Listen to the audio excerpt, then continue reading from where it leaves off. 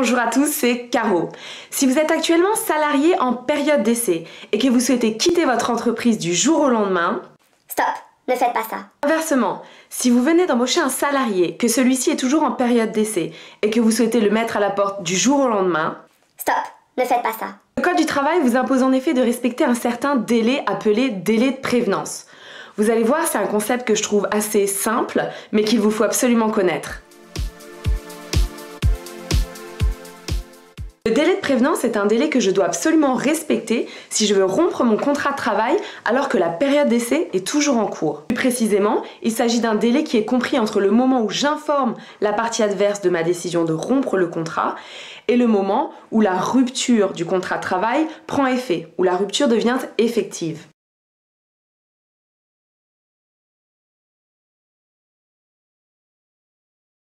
Avant de développer davantage, il faut savoir deux choses. La première est que ce délai concerne tant les salariés que les employeurs. Et la deuxième est qu'il concerne aussi bien les CDI que les CDD lorsque ces derniers prévoient une période d'essai d'au moins une semaine. Le délai de prévenance nous soumet tous. Le champ d'application du délai de prévenance est donc très large. Cela signifie que cette vidéo peut intéresser une grande majorité d'entre vous. Si vous avez compris la notion de délai de prévenance, vous êtes donc en train de vous demander quelle est alors sa durée. J'ai compris qu'il y avait un délai que je dois respecter, mais de quelle durée est-il? La réponse dépend de deux facteurs. 1. La durée de présence du salarié dans l'entreprise et 2. La personne à l'initiative de la rupture. Il convient donc de distinguer deux hypothèses. Vous êtes employeur.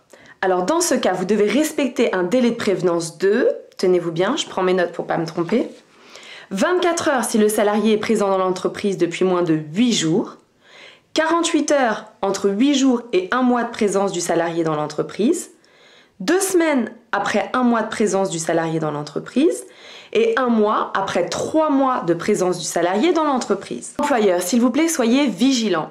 Il est important de maîtriser ces règles car si vous ne les respectez pas, le salarié sera en droit de vous demander une indemnité compensatrice.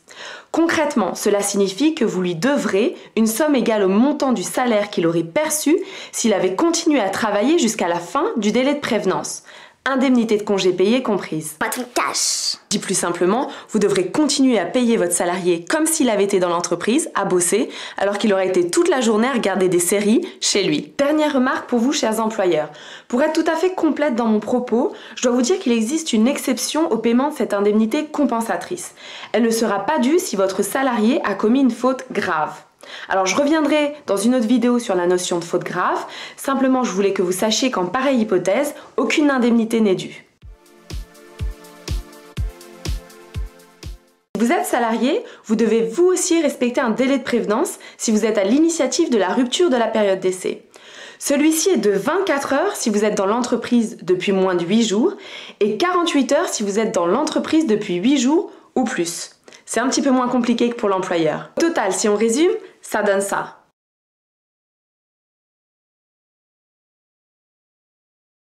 J'espère que vous avez eu le temps de lire le tableau. Si ce n'est pas le cas, vous pouvez toujours revenir en arrière et mettre pause. Quoi qu'il en soit, cette vidéo n'est pas terminée les amis. Comme je suis super débonnaire à votre égard, je vais vous donner un dernier tuyau. Le tuyau se résume à la règle suivante. La période d'essai ne peut pas être prolongée du fait du délai de prévenance. Je répète, la période d'essai ne peut pas être prolongée du fait du délai de prévenance.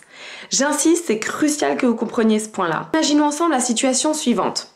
Je suis employeur. La période d'essai de mon salarié est de 4 mois. Cela fait maintenant 3 mois et demi qu'il est dans l'entreprise. Je veux rompre la période d'essai. Le délai de prévenance que je dois respecter est donc d'1 mois. CF, tableau que je vous ai montré juste avant. Problème, je ne peux pas respecter le délai de prévenance d'1 mois puisque la période d'essai prend fin avant. Vous me suivez? Le salarié est là depuis 3 mois et demi. La fin de la période d'essai, c'est le 4e mois. Or, je dois respecter un délai de prévenance d'1 mois. Manifestement, je peux pas, puisqu'il me reste que 2 semaines avant la fin de la période d'essai. Comme beaucoup d'employeurs avant vous, vous serez tenté de prolonger la période d'essai. Cela n'est pas une solution totalement idiote en soi, car vous vous dites que cela vous permettrait de respecter le délai de prévenance et de ne pas devoir l'indemnité compensatrice due en cas de non-respect de ce délai. Stop, ne faites pas ça. La loi ne permet pas de prolonger la période d'essai dans une telle hypothèse. Dans un pareil cas, il faut comprendre qu'au terme du délai de prévenance, la période d'essai sera achevée. Et comme vous le savez, si vous souhaitez vous séparer d'un salarié en dehors de la période d'essai, il vous faut passer par la procédure de licenciement, qui est bien plus stricte. Or, comme vous ne l'aurez pas fait, en pensant que le délai de prévenance prolongeait la période d'essai, votre rupture sera qualifiée de licenciement injustifié. Oui, quand même. Donc, l'astuce qu'il faut retenir, c'est qu'il vaut mieux ne pas respecter le délai de prévenance et devoir au salarié une indemnité compensatrice pour non-respect du délai de prévenance, plutôt que de vouloir le respecter à tout prix et être ensuite condamné pour licenciement injustifié. Cette combine vous intéresse vous aussi, cher salarié, car à présent, vous savez que si le délai de prévenance se termine alors que la période d'essai est achevée, vous pouvez agir en justice, demander à ce que la rupture du contrat de travail soit qualifiée en licenciement injustifié et vous obtiendrez ainsi les conséquences financières subséquentes. Voilà, j'en ai terminé pour aujourd'hui. S'il vous plaît, soyez vigilants sur le délai de prévenance. Demandez-vous toujours de quelle est sa durée. Respectez-le en totalité, mais faites très attention dans l'hypothèse où la période d'essai prend fin avant. Je vous dis à très bientôt!